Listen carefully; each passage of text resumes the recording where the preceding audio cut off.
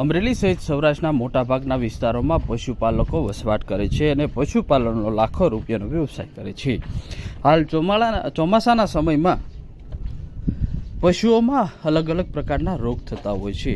જીવાણુ અને કીટાણુથી રોગ થતા હોય છે, જે રોગ થવાના કારણે પશુઓમાં દૂધ ઉત્પાદન શક્તિમાં ઘટાડો થાય છે અને એકંદરે પશુપાલકોને નુકસાન થતું હોય છે.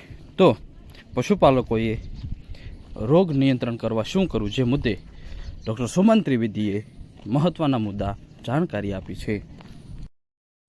ચોક્કસથી પશુપાલક મિત્રો, અત્યારે ચોમાસાનો સમય છે. આ સમય એવો છે કે વિષાણુઓ જીવાણુઓ માટે જે છે એ ખૂબ જ અનુકૂળ વાતાવરણ હોય છે અને આપણા પશુઓ રોગગ્રસ્ત બનતા હોય છે. આપણે ખેતીવાડીના કાર્યમાં બીજી હોઈએ, વ્યસ્ત હોઈએ, જેને લીધે આપણે ઘણી વખત પૂરતું ધ્યાન ન આપી શકીએ.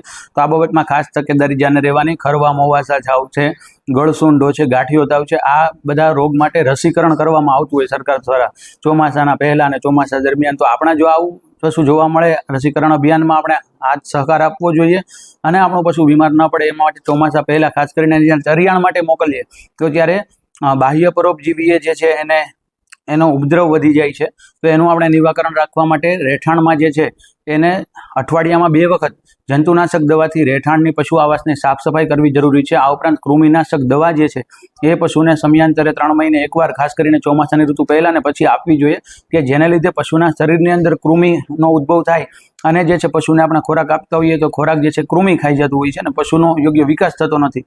તો આ બાબતમાં ધ્યાનમાં લઈને કૃમિનાશક દવા આપવી જોઈએ. ને આ દરેક રોગ જે ખરવા મોવાસા છે, ગાંઠિયો તાવ છે, ગળસુંડો રોગ છે, એ ખૂબ જ મહત્વના રોગ છે. પશુપાલકને આર્થિક નુકસાન પહોંચાડી શકે. તો એના માટે ચોક્કસથી રસીકરણ કરાવવું જોઈએ.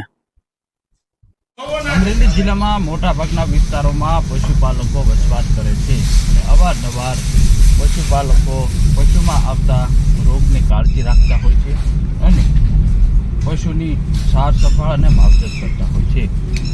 હાલ ચોમાસાના સમયમાં અલગ અલગ રોગ થતા હોય છે અને રોગ થતા માટે પશુપાલકોએ પશુનો તબેલો સ્વચ્છ રાખવો જરૂરી છે. તેમજ સમયાંતરે રસીકરણ કરવા આવવું એ પણ ખૂબ જ મહત્વનું હોય છે. સાથે જ પશુ બીમાર પડે તો નજીકના પશુ સારવાર કેન્દ્રની મુલાકાત લેવી અથવા ડૉક્ટરને પોતાના તબેલા સુધી બોલાવી અને પશુઓની યોગ્ય સારવાર કરાવવી ખૂબ જ મહત્વનું છે. સાથે પશુને યોગ્ય સારવાર કરાવવાથી દૂધ ઉત્પાદન શક્તિમાં ઘટાડો નથી થતો અને આખરે પશુપાલનમાં સફળતા મળે છે.